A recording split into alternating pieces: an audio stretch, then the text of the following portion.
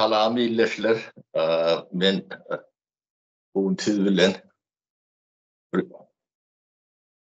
ähli wa çağım bilemok orun ütköşk bir bir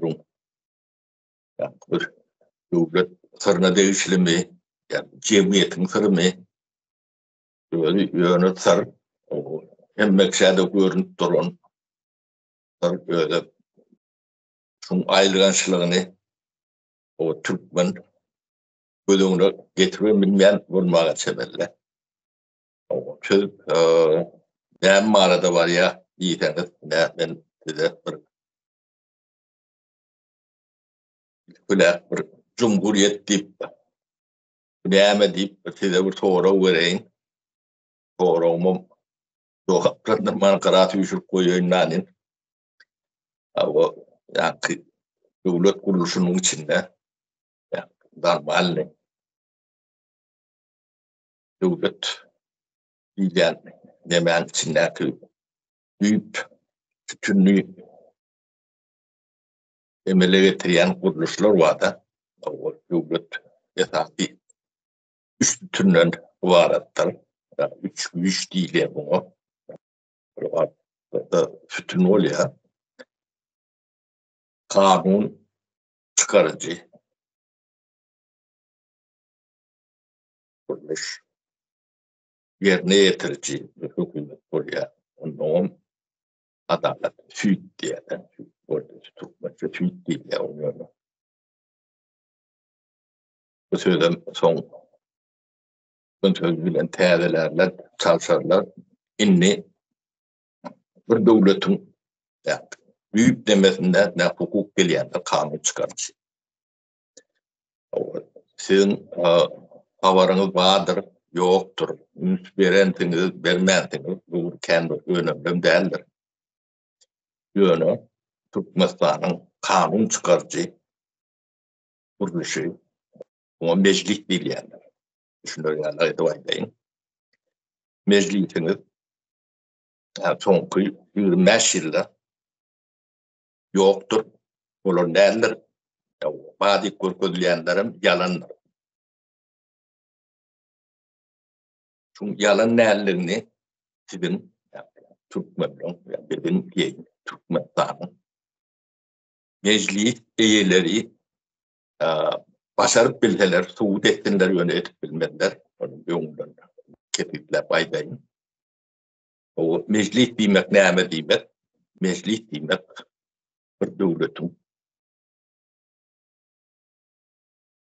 etati, bütünlüğü, gurulşy,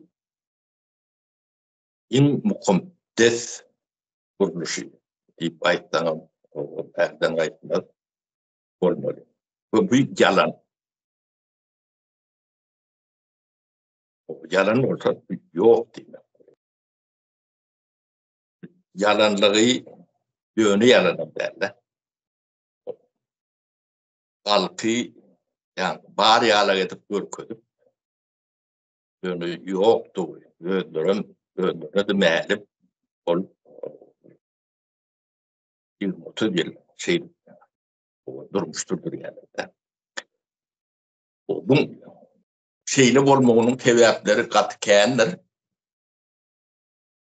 Onu hemmejetni men aýtmagym ýokman däldir. Täpden iýleşlemden aýdar. İýleşdärlemden aýdar. Ondan men bu närin ýa-da bu metlerin uzmany bilermeli ýenlere aýdarlar. Onun icra aýdarlar. Men ýöňünden iň soňky aýdylmaly zat ýöňünden aýdaýyn. Soňondan şu şeýledigini köp biziň iýleşlemde suwut ederler, eýen bir gapdan edip başlandyrlar da umyt bilen aslan iýleşmeliň emelerini diňleseňiz eýen şu temadan bir tane gepleşik edendirler. Düşünüp bolar ýalak derejä getirendirler. Benim şoň üstüne hem Yani katkı, kömek, koşunt, koşuyun, soğun käbirde atlan aşağı, ile tagatolu, yanlışıp, yol ketme diyarak, o käbirde atlan konkret deme değil. Ortalar bu narratif diyeler, bu narratifleri doğru ketiplecek olayın. Başaran başarman ol ikinci mesele.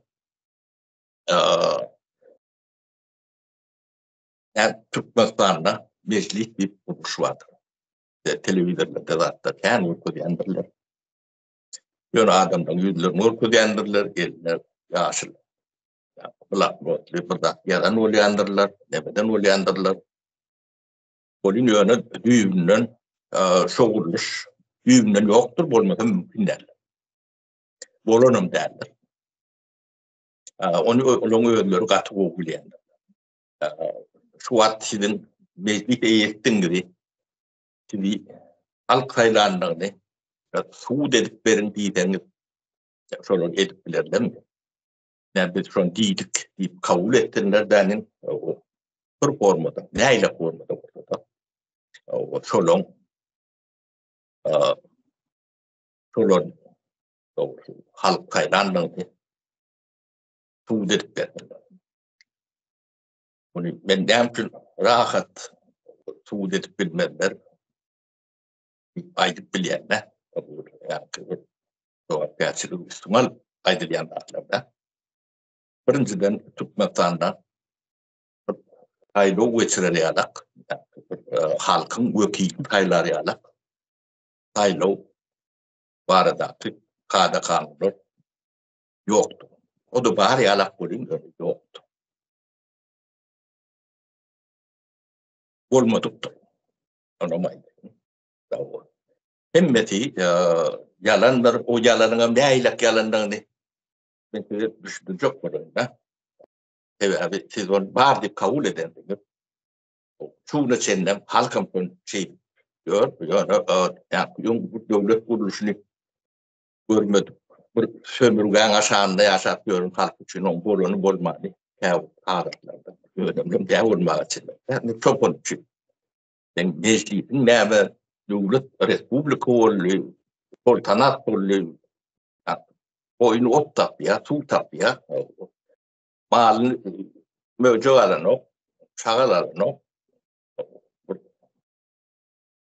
Ağır kış yerlerinde o gün örtüleri yalak yağdayı var çoğun denen.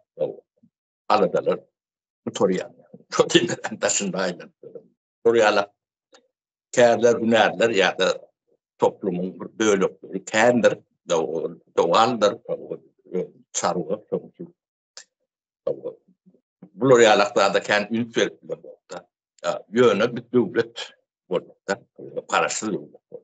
Karşı devletin, yani kuruluş demetinden, yani adını ağlayan tütünümüz vardır. Meclis, kanun çıkarıcı kuruluş.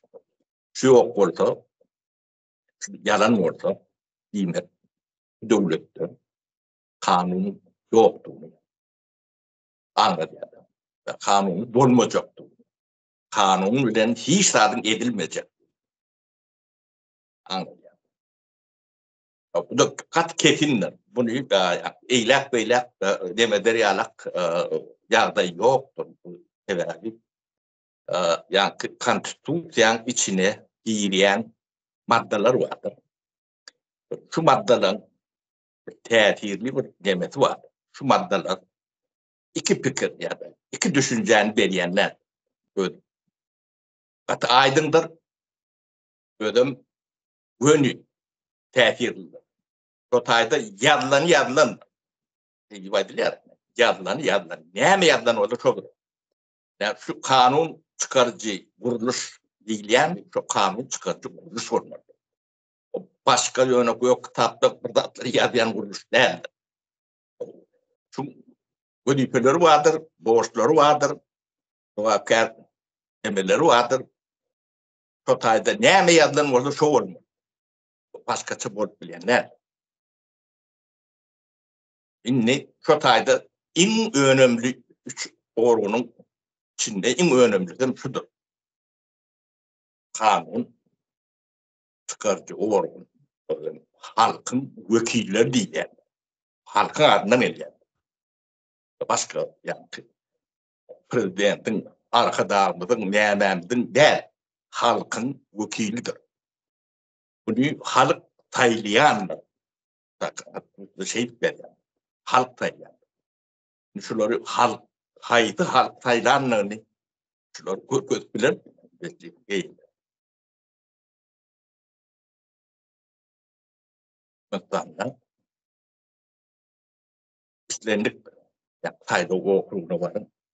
Deputatın kimliği bilen adam yok. 99%. Yani 1%, yarım prosenti belki de. Olmuştur, doğrudur. İşte nimettir, yollaştır. Bilgiler. Deputatların özlerine sorandı da buradan yankı. Aptanlıkta soruyan burada. Şunun adı bilmeyen orada hazır yani. Sorak varım, hayta okutun Tayland'da. Şeyden prosenti, hayta okutun Tayland'dan bir yer. Yöne bular şu tayda otuyor. Oturup halka imaj veriyorlar da değil mi? Halkın oturuyor. Sonra yani kuruluş işler bu diye. Rahatlık. O bunu ne için bekler? Ne biz başta Cumhuriyet gibi sözün ağlarlarının rahat düşürdük. Ne Türkmen Cumhuriyeti 1924'de kurulur. Bunun kuruluşu tarihi var. Böyle yeni tarihim değil. Fuat altın asır. Halkın doğru rahat demet yendirler onun için yadiyan kodayan kanunlar nemeleri kadar bilen Ruçka ölen ya da Printer bilen yanlandı. Yani Cumhuriyet'in kuruluşunun akı konstitusiyon da var. Kanun bilen yanlandı. Yanlandı. Tarihi var. Bizim şirketlerimiz çünkü mideme şirketlerimiz var. Sol adamlara solun dokungan adamlar boşluk.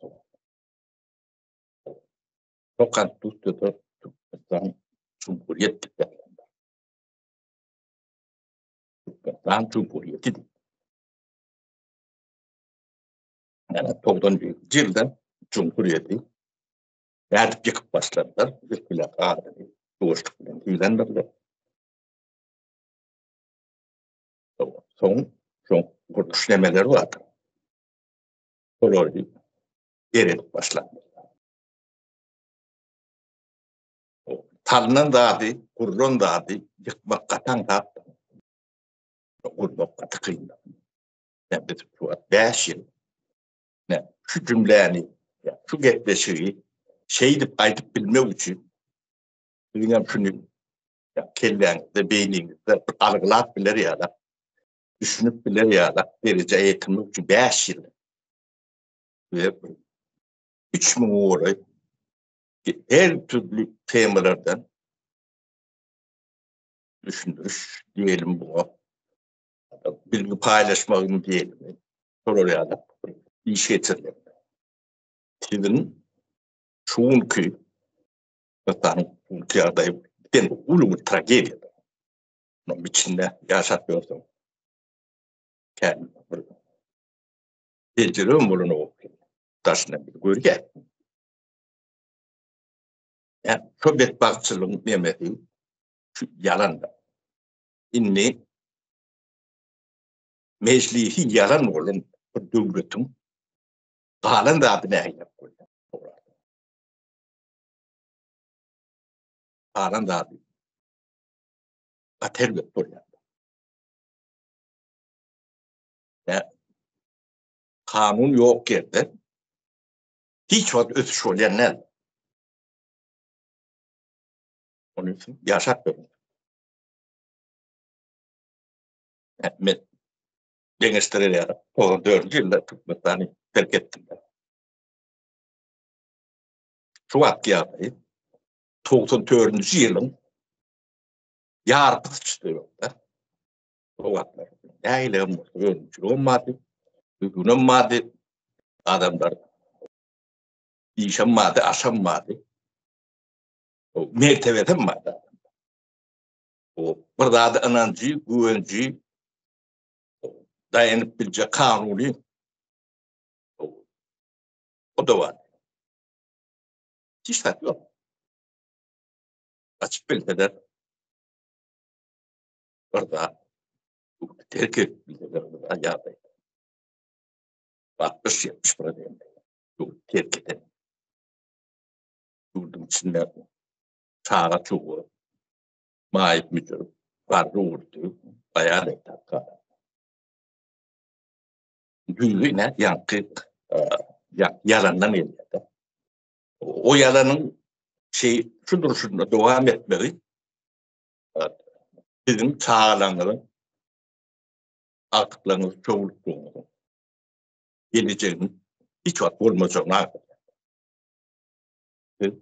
arkanında çağlarında artıklarında çoğulduğunda giden bir tragedyanın yatak verip yoğurun çıkıp onun içine çoluğun memelerini yani raydanın üstünde oturdum. Çoluğu alıp yurt koydu diyekler. Yani milletvekillerinin hükümetlerine şunu içinde gelin ya da koşunları. Bu adamlar ben bunları adam sıfatlar var elbette. O kâtın kartları var kâtın doğduğu bunlardan başı temel hale getirilen. Şunları ya da boyulu, badalı, nemeli, eşitliği denenlerim var. Kattıklı adımlarım var onun yönü. Oğlum, yeşil üyelerinden bak gibi bakıyor. Onlar birinciden soğutlu olmadı.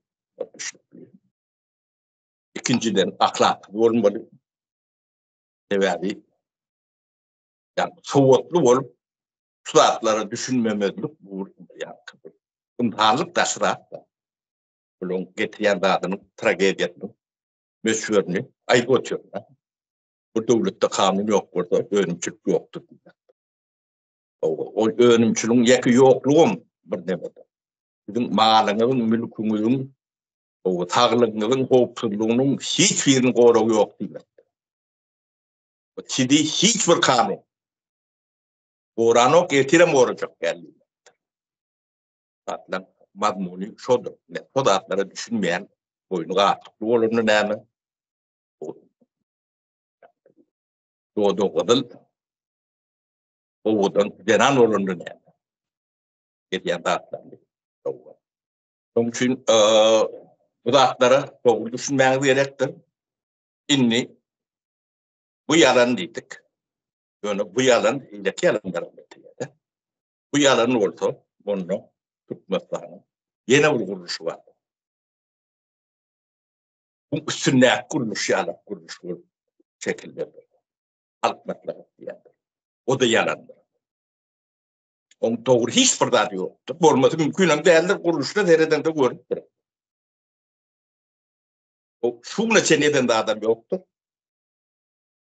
Edip bilecek de adam yoktur.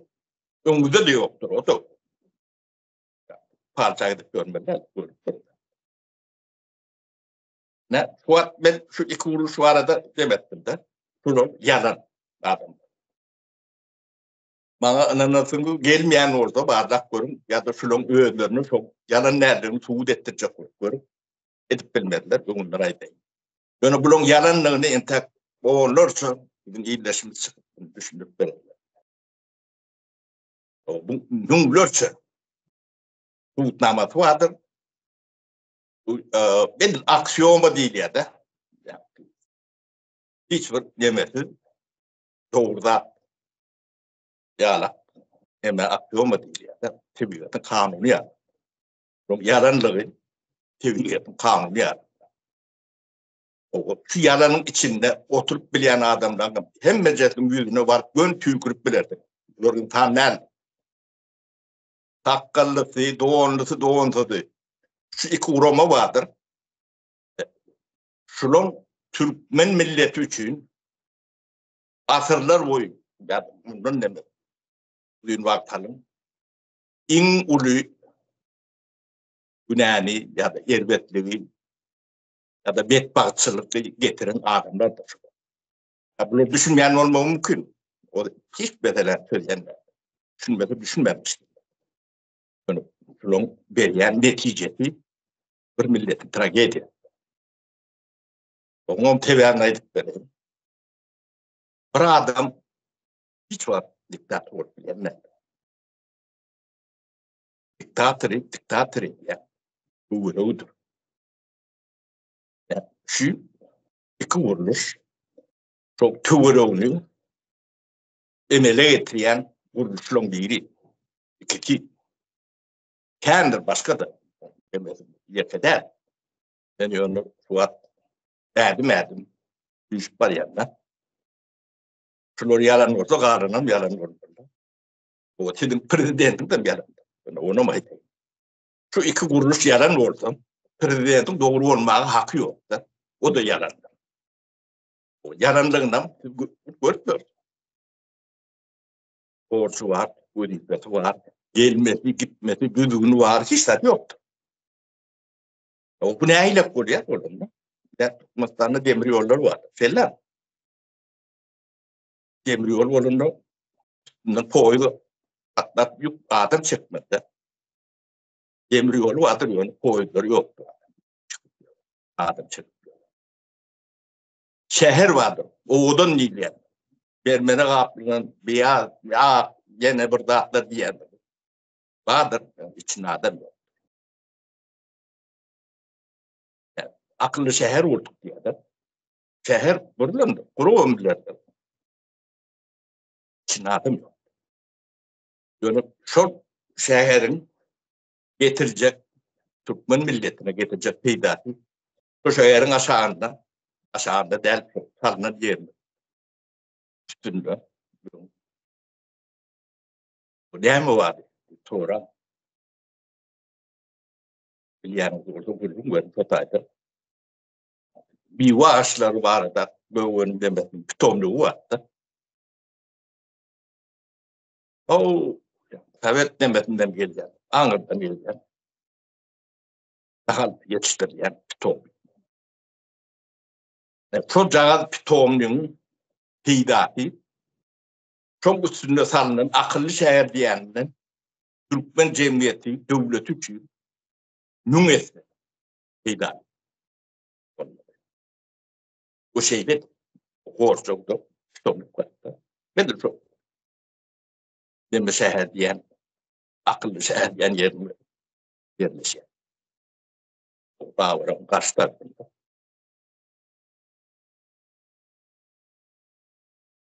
Olar ben bağır, bunun neticesini verip durun. Bu dürlü nahalları, ehli Türkmenistan'a geçtik durun. Önümçülük. O. Bu lokantıkta içerim yok. 20-30 adam işleyenler. Ya da onun resmi adam tutunlar, yol başır ediyenler. Yani institutlarda atlar, burada atlar, öğrenyenler, demediyenler, alimler vardır. Sonra oraya alak bir cemlerde bir 150 adam otayıp bağlayıp ya. İşlemesinde yönetiyen bir demir ölüm halkada cemiyette de giden peyda verikler.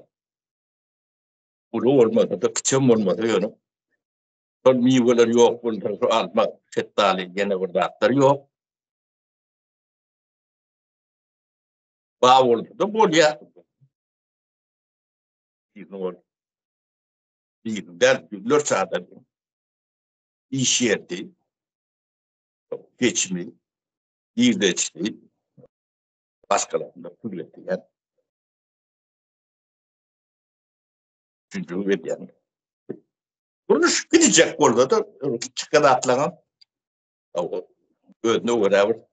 Yani sarık aylama bu atı oluyor da. Onun yerine bir tonların da oğudan değil, akıllı değil. O tapavuk ne? Hem olur. O bir o pulü birden aldık deyip korunun o. Yani bütçet parada bulun ettiler de. Meclisin şu var, bütçet. Tatbik numarayı, parlamayı yerine yetiştiğini kontrol etmiyor. Meclisin içinde bölüm vardı. Meclis yalan olan çok. O meclis tatbik ediptir mi, etmendir. Bir de sonra ortaya çıkan o. Şu meclis, hakiki meclis orada. Ne mi? O bizim kulumuz yok. Bütçet, bu yerim yok diye. O diyen değildir. Yalan. Onu nereden gelenden bile noktadan. Ya şu mecliste şu gelen adamlar var. Nerede gelip, nereden gelip, nereden gelip. O demesi kendi. Yani, profesyonel tarafına vereden de olur mu? Bir adamlar. Sen plan yerden meclisi üyesi. Deyip yaptım. Demokratik Parti'nin bu fiillerinden teklif ettik deyip kabul ettirdiler. Demeler olur. Bu zatlar bile olur. Bilgisi var, denemesi var. Bunlar yandır. Onun elle girmezlik demesi vardır. Onu bunu tanıyandır, göreyendir. O işini ayarlat veriyendir. Bunlar yandır. Sonra demeler. Arka tarafından bunları nerede bulunanlarını demediyenlerini olur. Sıcak bulunduruyorlardır. Doğal da Türkmen'in Konk Türkmenleri mahsus var. Ne? Yankı Türkmenistan'ın yağdayı düzelir, düzelir, hem de yen o ne mani narratifi halkın demetinden çok buluyor. Düzelmeyen çık geçer. Devlet diyen zaten kuruluşları var. Devleti kuruluşlar görülüyor. Şartlar der. Şartlar tehir olunur. Onun durumu yoktur. Yani kuruluşlar var. O kuruluşların kabirleri şeyle önemli çok kuruluşlarında devletin yok diyen yani. Son bilgi var da bu ne oluyor? Meclis var. O meclis yalan orada dünyanın yalan.